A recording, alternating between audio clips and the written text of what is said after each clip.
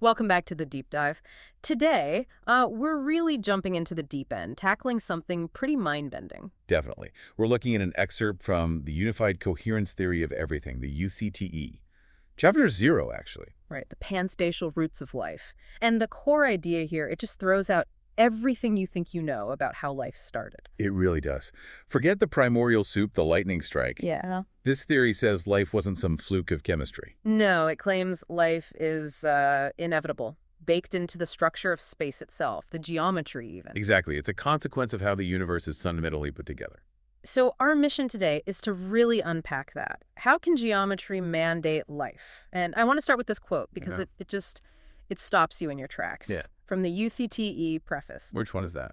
Life did not emerge into space. Space was already alive, awaiting reduction into life. Ah, yes, that one sentence flips the whole script, doesn't it? Completely. Space was already alive. What does that even mean? Well, it means we need to look at the universe's inherent organizing principles, not just chemical reactions. And to do that, we need some key terms from the UCTE. First up, biologistics. Biologistics. Okay. Sounds biological, but you're saying it's broader. Much broader. In UCTE terms, biologistics is the organized flow of negentropic coherence. Whoa. Okay. Negentropic coherence. Let's break that down. Negentropy is like anti-chaos, order. Precisely. It's energy and information flowing in a way that increases order, builds complexity, fights against that tendency towards randomness, towards entropy. So not just random energy, but directed, purposeful flow. Exactly. Think of like a stable whirlpool that somehow maintains itself, pulling things in neatly instead of just dissipating. That's the vibe. An active ordering principle. Okay, I can picture that, but the really radical part is? The radical part is that UCTE says this biologistics, this ordered flow, wasn't invented by cells. It's panspatial. It's a fundamental property of the universe, woven into space itself. Hold on. So the rules for organizing life existed before life. Like the blueprints were there before the building materials. That's the claim. The universe had the underlying principles, the grammar of logistics, as the text calls it, before the first biomolecules ever clumped together. Isn't that a bit circular? Defining space as having the properties needed for life, and then saying life arises from space. It's a fair question. The UCTE argues it's not life itself that's panspatial, but the fundamental rules for organization. Biology is seen as a reduction. It takes these abstract spatial rules and kind of squishes them down into physical stuff like proteins and cells. A reduction, Yeah. condensing the universal rules into a local form. Okay, so where do these rules live? In the structure of space itself. Exactly. Which means we need to understand how UCTE defines space. And it's not the empty box we usually imagine. They call it FCHP space. FCHP, right. Finsler coherence hyperfractal phase space. That's a mouthful. It is. But each part means something. The key takeaway is that this isn't passive emptiness. It's an active informational lattice. The source calls it the seedbed of life. An active seedbed. So comparing it again, standard physics sees space as maybe a stage, right? Things happen on it. Right, a neutral container. But FCHP space is more like the stage directing the play. It's actively involved. That's a good analogy. Yeah. It's described as being pregnant with coherence, actively structuring potential, organizing information before matter even really gets going. It's inherently pre-life. And the reason it can do this is that middle word, hyperfractal. Precisely, the hypofractal architecture. Okay, fractal, I sort of get patterns repeating at different scales, like a coastline or a fern, but hypofractal. It just emphasizes the totality of it. Recursive, self-similar patterns and rules at every level, from the unimaginably small to the cosmic. Think Mandelbrot set, but woven into the fabric of reality. Wow, okay. And this specific geometry, this hyperfractal thing, it's not just complex, it actually does something important for logistics. Absolutely. The UCTE highlights a triple function. This architecture is what makes panspatial biologistics possible. Right, function one. Function 1, it stores resonance. Those intricate, repeating folds aren't just structure, they're like memory slots. They hold specific patterns of coherence, preferred vibrational modes, like the universe has its own built-in tuning forks. Eigenmodes, they call them. Okay, so space has resonant memory built into its folds. Cool. Function 2. Function 2, it transmits coherence efficiently. This is huge. Mm-hmm. Normally, energy and information kind of fade out or get messy when you move between scales. Right, like shouting across a huge distance. Exactly. But because the hyperfractal structure is self-similar, the same rules apply everywhere. Resonance can flow across scales from tiny to vast without loss. It's like a perfect, lossless information highway built into space. A lossless highway, that's critical for maintaining order over cosmic time, I'd imagine. Crucial. And that leads directly to function 3. It generates negentropy. Ah, it fights back against chaos. How? By constantly conserving information. The recursive nature, the folding back on itself, prevents information from just dissipating into randomness. If the system tries to get simpler or more random, the geometry itself kind of forces the coherence back into those stored resonant patterns. It keeps reestablishing order. So the very shape of space is anti-entropic. It inherently preserves and builds order. That's the essence of it. The UCTE explicitly calls FCHP space a three-life logistics lattice. It had the machinery for complex, ordered flow built in way before any cell needed it. Okay. Space isn't empty. It's a hyperfractal, self-organizing, information-preserving machine. Got it. But a machine needs operating principles, right? How does it actually run? What makes the coherence flow and organize? Excellent question. That's where the coherence triad comes in. 3 fundamental interlinked operators inherent to FCHP space that drive the whole process. The triad. Okay, let's dive into operator number 1. Operator 1 is chirality. Fundamentally, this is about orientation or handedness. Handedness, like left hand, right hand. Why is that fundamental to space? Because perfect symmetry is static. If everything was perfectly mirrored, every potential flow would cancel itself out. You'd have complete equilibrium, no dynamism. Chirality introduces a fundamental, irreducible asymmetry, a bias. A bias? Like the universe has a preferred direction for things. In a sense, the source calls it a first-order reduction of hypersymmetry. It's the necessary first step away from perfect sameness to allow for direction and structure to emerge. It provides a directional bias for coherence flows, preventing them from being, wishy-washy and self-canceling. It sets up the seed asymmetry. Okay, so it breaks the symmetry deadlock. How does this show up in the actual geometry of FCHP space? It manifests as twisted scaling laws. Things don't just scale up or down linearly, they scale with a slight twist. And you see helical resonance corridors, preferred pathways that inherently spiral. Like space has spiral staircases built in. Kind of. This inherent twist, this handedness, gives the flow its initial negentropic push. It allows patterns to persist in one direction, to build up instead of averaging out. It's the starting gun for organized flow. Okay, chirality gives us direction, a bias. But a bias isn't movement yet. We need something to actually drive the flow along these chiral pathways. Exactly. Which brings us to operator number 2, torsion. Torsion, like twisting. Precisely. Torsion is the spiral operator. It takes the static orientation set up by chirality and turns it into dynamic, sustained circulation. It converts handedness into motion. So it's not just a push, it's a spin, a sustained spiral. Yes. Think self-sustaining vortices, spiraling currents built into the FCHP geometry. Torsion generates continuous rotation, cyclical flow, not just linear movement that would eventually fizzle out. It's about dynamic stability through spiraling motion. And how does that manifest in the FCHP space structure? As twisting fractal corridors, nested vortex lattices. Basically, the pathways themselves have an inherent spin or drive. Torsion is the engine of this whole biologistic system.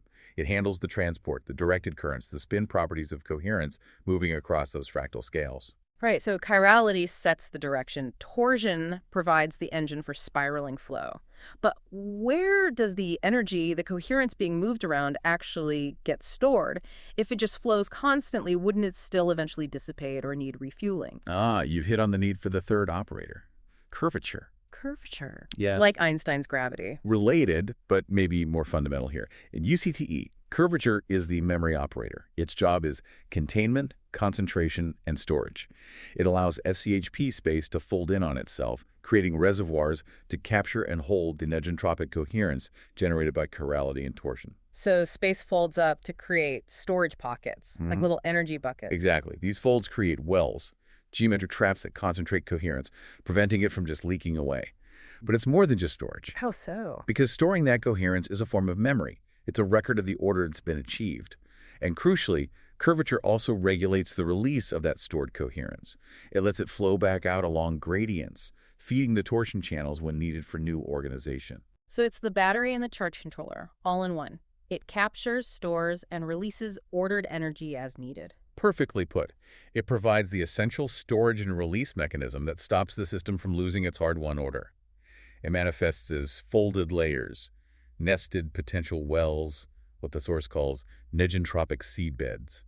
Curvature ensures the whole pre-life system is robust, stable over time. Okay, let's recap the triad for everyone listening. We have chirality, giving the fundamental orientation, the asymmetry needed for direction. Right, the initial bias. Then torsion provides the engine, the spiraling motion, the dynamic flow along those directed The paths. circulation. And finally, curvature provides the containment, the storage, the memory capturing and releasing that ordered energy. The concentration and recall. And this whole system orientation, motion, memory is built into the geometry of space itself. This is the pre-life logistics the UCTE talks about. That's the core of it. The universe, through FCHP space, had the fundamental grammar for life's organization already operating. Which leads us, inevitably, to the really exciting part. How does this abstract spatial grammar actually become, well, us? Biology. This is the reduction principle, right? Exactly. If the theory holds, we absolutely must see direct reflections, direct reductions of chirality, torsion, and curvature in the fundamental structures of life. This is where the rubber meets the road. If my DNA's twist isn't just chemistry, but a cosmic echo, that's huge. It is. The UCTE insists these biological features aren't arbitrary, they're inheritances. Let's start with chirality's inheritance. Molecular handedness. The classic example being DNA. The right-handed double helix, yes. UCTE claims this isn't just one possibility, it's a direct consequence of space's inherent chiral bias. Life adopted the universe's preferred direction for coherence. And what about amino acids? We use left-handed ones almost exclusively. That's seen as perhaps the clearest cosmic fingerprint. Why left-handed? Because the underlying SCHP space had an inherent asymmetry, a bias, and when matter condensed into the building blocks of life, it had to pick a side, so to speak. It inherited that fundamental spatial handedness. So our basic molecular makeup reflects this deep asymmetry in space. Wow. Okay, what about torsion? Where do we see that spiraling efficient flow reduced into biology? We look for dynamic transport systems. A prime example is cytoplasmic streaming. The way stuff moves around inside the cell. Right. That directed, often spiraling flow of the cell's internal fluid, moving organelles and molecules. It's not random churning. It mirrors the efficient, non-dissipating flow along torsional corridors in FCHP space. The cell is using the universe's best transport design. And it goes deeper, into the cell's skeleton. Into the microtubules. They're often called the cell's highways, but UCTE sees them as more like coherence waveguides. Waveguides? How? Well, sending a simple electrical or chemical signal through the watery chaos of a cell usually means it fades fast. But microtubules have the specific helical structure, a reduction of torsion. This allows signals, potentially as solitons, stable waves, to travel long distances within the cell without losing their shape or energy. It's torsion geometry enabling efficient internal communication. Like a perfect internal data cable. And scaling up. Organism level. Think blood circulation. The heart pumps, creating swirling vortex-like flows in arteries. It's not simple linear flow. That reflects the vortex logistics seeded by torsion in space. Life uses spirals because spirals are fundamentally efficient for flow in this UCTE model. Okay, chirality in molecules, torsion in flow and transport. That leaves curvature. Where is the container, the memory operator, reduced in biology? Look for boundaries and compartments that store or regulate energy and information. The most obvious is the cell membrane. The edge of the cell. Exactly. It's a curved boundary, right? It acts as a container, regulating what comes in and out, maintaining the internal coherence, the order against the outside environment. It's a localized reduction of those SDHP curvature wells, concentrating the negentropy. And inside the cell, the smaller components. Organelles. Think mitochondria, the power plants, or the nucleus, the information vault. They're often spherical or highly folded structures. More curves, more folds. Right. They act as specialized coherence reservoirs, concentrating negentropy for specific tasks. They are miniature FCHP potential wells, storing and releasing order as needed. Even down to single molecules, like proteins. Yes, protein folding.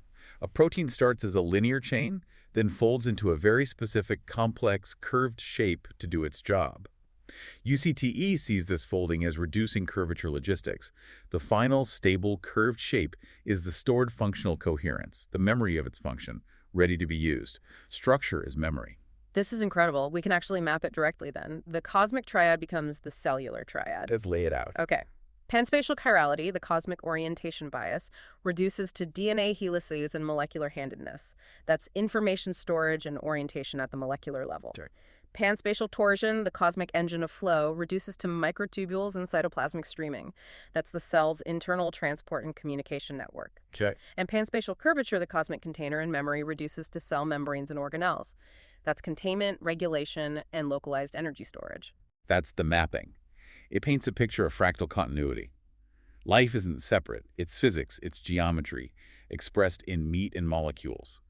When matter formed, it seemingly had no choice but to follow the organizational rules already present in its spatial container. Which brings us to the really big picture, the ontological implications.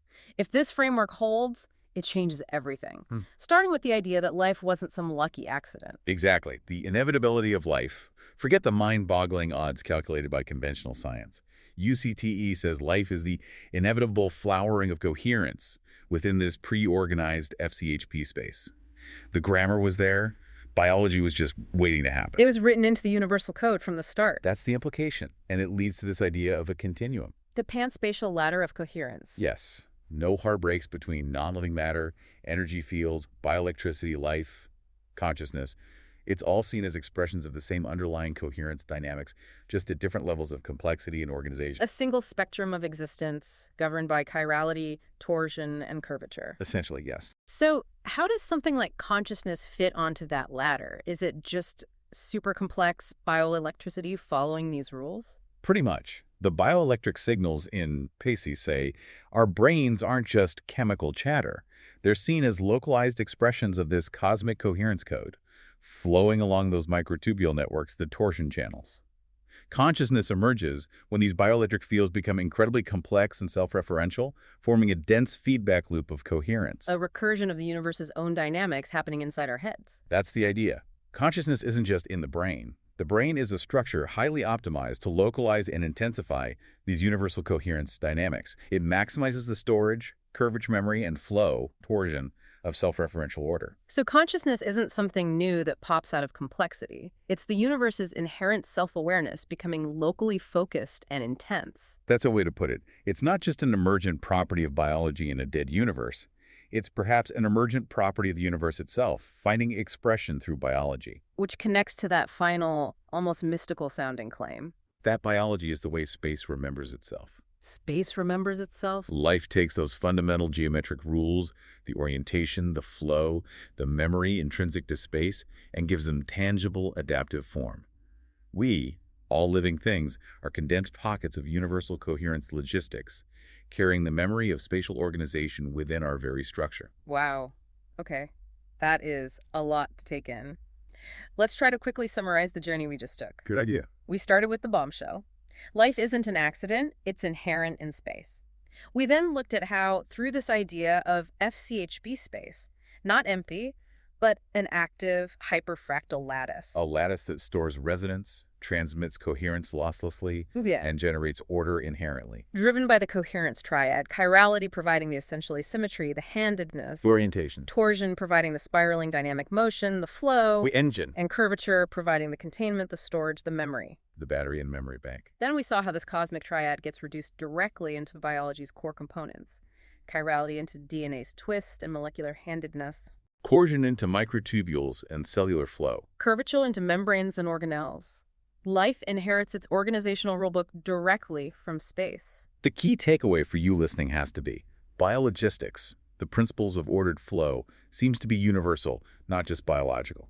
Which brings us to that final thought, building on curvature as the memory operator. Right. If curvature is memory, and all these folded curved structures in us, membranes, proteins, DNA helices, are reductions of that cosmic curvature. If they're storing negentropy, storing order derived from space's memory. Then what does that say about us, about our own memories, our own consciousness? Exactly. Are we just collections of molecules, or is the entire organism, maybe even your sense of self, a vast localized concentration of the universe's own coherence, its own memory? Making the act of living, of being aware, a form of cosmic remembering. That's the provocative question the UCTE leaves us with. Something to ponder as you experience your own coherence field today. A truly deep dive. Thank you for navigating that with us, and thank you all for listening.